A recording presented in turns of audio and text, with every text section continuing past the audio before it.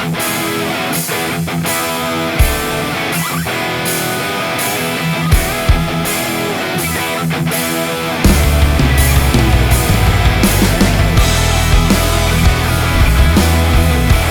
welcome back to the channel for another 1/6 scale figure unboxing and review. And today, I have to say, is one that I've been looking forward to for quite some time.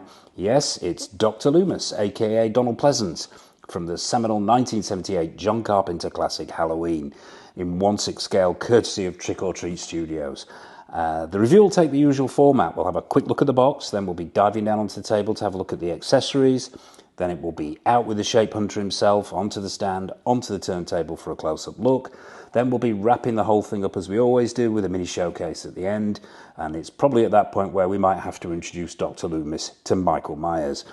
But before we dive in, I'd just like to say a huge thank you to everybody who's liked, commented and subscribed to the channel. It really, really does mean an awful lot to us, the support that we're receiving. If you haven't already, please hit that subscribe button, hit that bell notification icon so you're not missing anything. We have lots more content coming up. There's new figures, retro figures, we've got quarter scale, we've got 6 scale, we've got statues, we've got the whole 9 yards. We'll be listing what's on the horizon and coming up soon, as we always do before we zip over for the mini showcase. But bit of background before we start. I'm not going to do the usual movie recommend and mini review at this point because I find it impossible to believe that there's anyone alive today who's either not seen or at least not heard of John Carpenter's Halloween. But suffice it to say, I've waited a long time for a 1/6 scale take on Donald Pleasance as Dr. Loomis from the often imitated but never bettered classic that is John Carpenter's Halloween. So yeah, without further ado, let's take a look at this box. And I'll say straight away from the get-go, this box is relatively small, but it is super high gloss. And we're using a new lighting setup here at the moment. We're playing around with it, trying to get the best out of the figures. So if you get any glare off this box, I do apologise. But as I say, super high gloss finish. So yeah, it's got a relatively small footprint in this box. It puts me in mind of Sideshow collectibles boxes, but maybe even smaller than that. But yeah. What you've got on the front is the hand gripping the knife with the pumpkin head going off into the distance that was used for the promotion of the 1978 film. Across the top, Halloween. Down the side here, The Night He Came Home. Across the bottom, 1/6 scale Dr. Loomis figure. And in the bottom right-hand corner, the Trick or Treats logo. On the side, simply says Halloween. 1/6 scale figure, Trick or Treat logo again. I'm assuming that's repeated on the right hand side. It is. On the top, same story again. On the bottom, you've got the usual warnings, the usual credits. Don't piss this figure off, or it might spend 8 years trying to reach you and then another 7 trying to keep you locked up. But yeah, that's the box itself. It's a Velcro fastening window box. We'll open it up to take a look inside. This is probably where you're going to get some of that glare. I'll try to avoid it as much as possible. On the inside cover, you've got this sort of grayscale photo of Donald Pleasance himself at the foot of the stairs. And it's got the quote, "Death has come to your little town, Sheriff. Now you can either ignore it or you can help me to stop it." On the inside of the box, obviously, is the figure itself. Looks a little Spartan on the old accessories front, but we'll get to that. So that's the inside of the box. Round the back of the box is just another image, another grayscale image of Dr. Loomis himself, a shot from the film. So yeah, there you have it. That's the box. So without further ado, let's dive down onto the table and have a look at all the bits and pieces that come with your Dr. Loomis figure. Okay, so here we are down on the table with all the accessories that come with your Dr. Loomis figure from Trick or Treat Studios. And I'm trying not to laugh here for obvious reasons. This is going to be the quickest accessories section I think I have ever done in any review ever. There is no stand, and this is it. This is all you get. It's Spartan to say the least, but we'll soldier on. You get 4 hands in total. There are 2 open palm hands already on the figure itself, and then you get these 2 extra hands as well. One is for gripping the gun and the other's a fisted hand. We'll take a closer look at them, just for shits and giggles. We'll take a look at the trigger hand. Pretty nicely sculpted. There's vein work there. You can see the bone work in the hands. It's got that slightly aged look to reflect Donald Pleasance's age. There are some ugly seams on there, but yeah, they're not too bad. There's some reddening on the knuckles. The fingernails are there, but not particularly well defined. We'll do the flexibility test. What we're looking at here is a definite hard. Maybe there's a little give in there, but not a vast amount. So this might require a hairdryer and hot water for the gun, but we'll wait and see until we get to the mini showcase. So yeah, pretty much the same story with the fisted hand, the same level of paintwork and sculpt, reddening on the knuckles, vein work, etc., etc. Multiple paint applications as always. Not the best hands I've ever seen, but by a country mile, not the worst. So they're your two spare hands, and the only other accessory you get is his gun, all one piece of sculpted plastic. I'm not sure what type of gun this is, so I am no gun expert, as viewers to my channel will know, but it looks pretty screen accurate to me. The paint applications are quite nice. You've got the brown handle there, there's that gold inlay. The chamber rather itself revolves. There's no cocking action here and no functioning trigger. But apart from that, yeah, it looks pretty screen accurate and pretty well done. So yeah, that is your 6-scale gun. And that is it. So for the accessories anyway. So without further ado, let's bring out Dr. Loomis himself. We'll be putting him onto a generic stand because obviously you get no stand with this figure. Let's get him out in front of the camera and see what he's all about. Okay, so here he is, straight out of the box, straight onto the turntable, straight onto a generic stand. It is none other than Dr. Loomis himself, aka Donald Pleasance. First impressions are pretty good. The proportions are right, the head sculpt looks good. Overall, the first impressions are quite good. We'll get to the elephant in the room, that overcoat, as we work our way up, because we'll start at the bottom as we always do and work our way up to the top. It did strike me as soon as I opened the flap on the window box itself that there were some issues here, but we'll come to that. We'll stop him from spinning, and as I say, we'll start at the bottom and work our way up as we always do. Let's get him into shot. Okay, let's start with these shoes. So what you've got here are sculpted plastic shoes. Nothing too fancy, no split cut boot design here. What looks like a sculpted sock as well. The detailing's okay, it does the job. The sculpt's okay. I wouldn't say it's anything spectacular, but yeah, as I say, it does the job.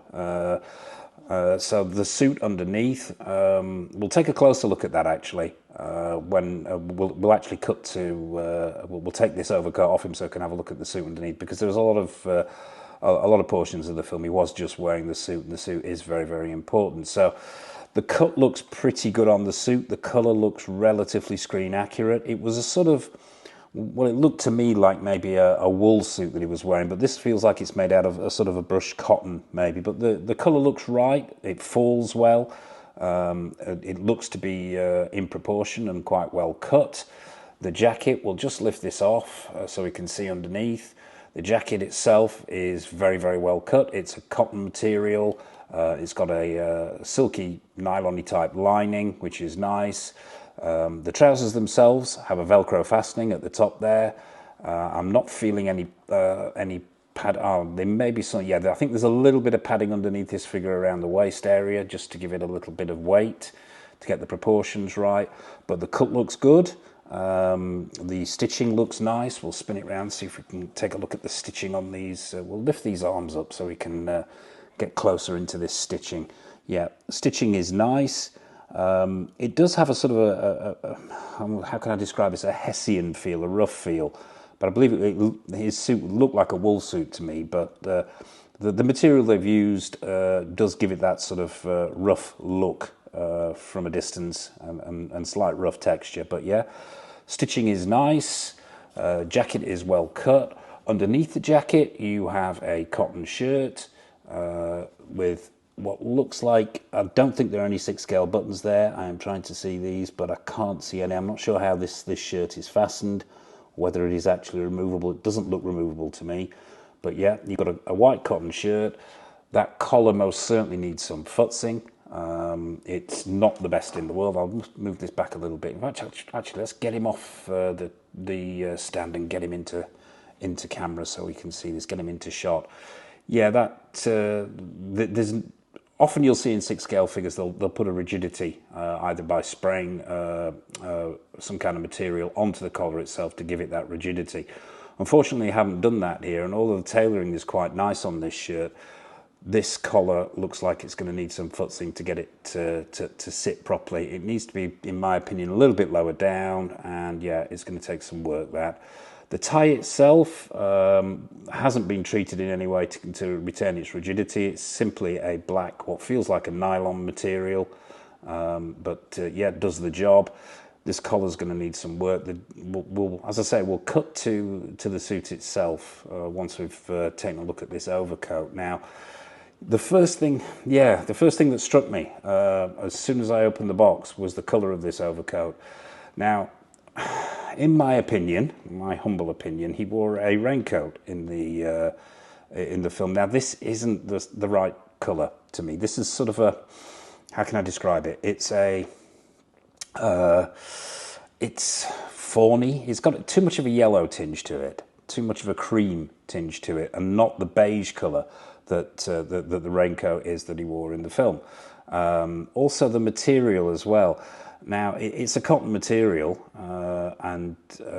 but it feels too soft. How can I put this?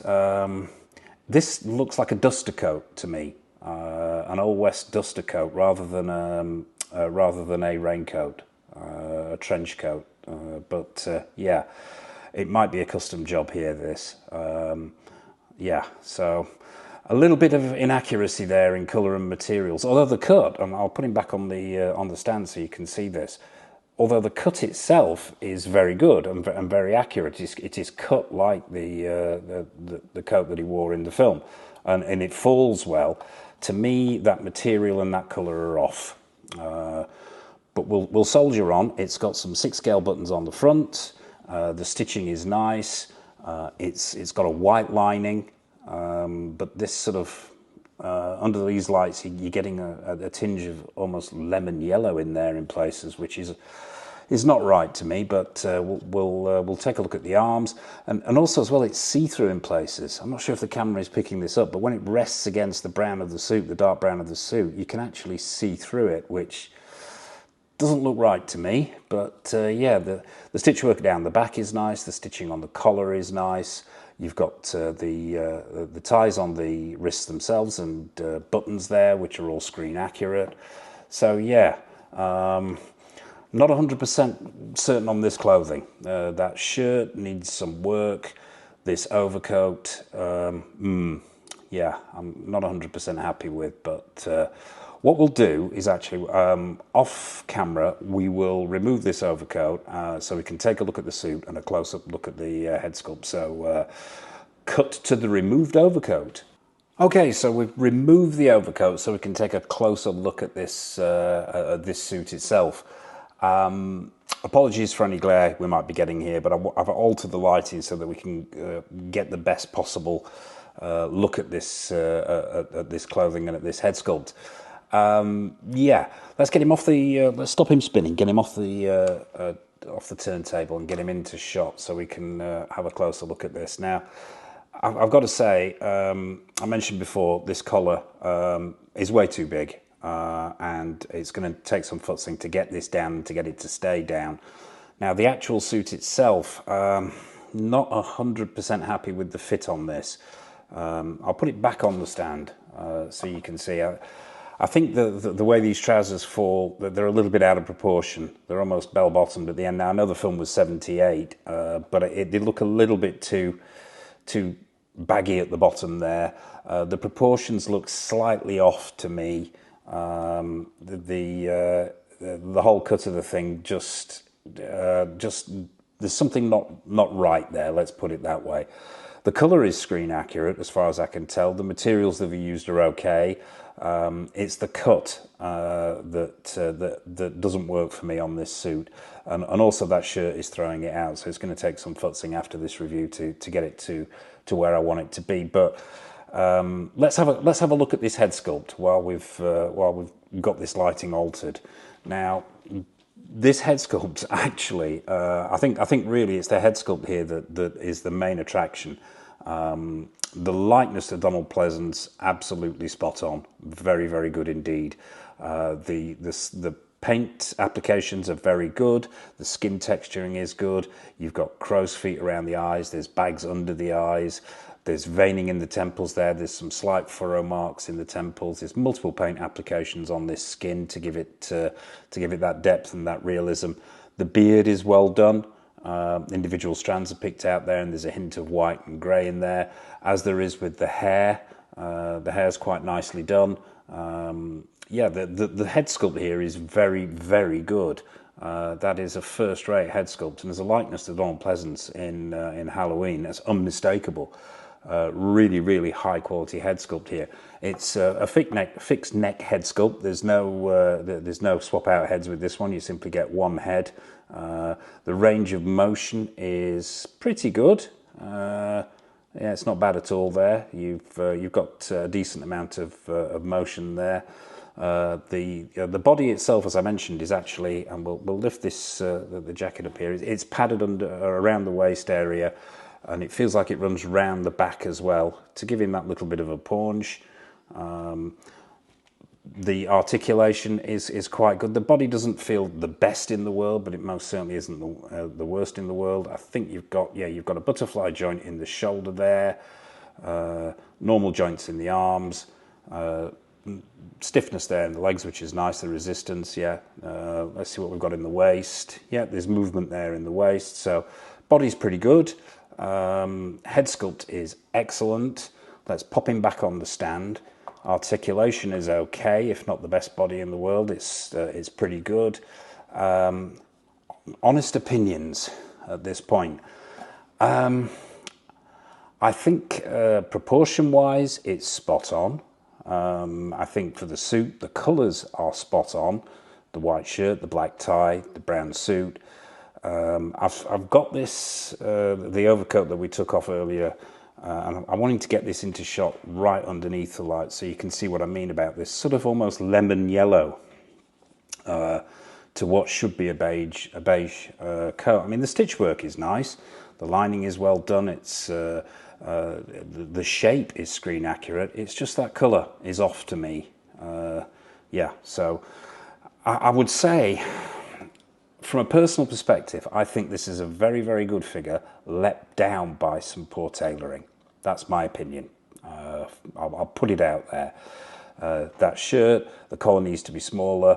It needed to be lower. The cut and finish on this shirt is wrong, and it's going to take a lot of futzing to get that to looking anywhere near where I want it to look. The cut of the suit is slightly off, as far as I can tell, although the colour is nice and accurate. Yeah, it's let down by the tailoring. Let's call it what it is. I think it's potentially an amazing figure, but I mean, at the end of the day, this comes in at a price point. We're not talking Hot Toys in art, artisan piece price tag here. So, you know, it is what it is, and you expect to get what you pay for, so to speak. However, I think that the most certainly the tailoring on this could have been better. But I think it's a great kicking off point. I think with some work, maybe a custom trench coat, a custom raincoat, and maybe some futzing with this suit and that shirt.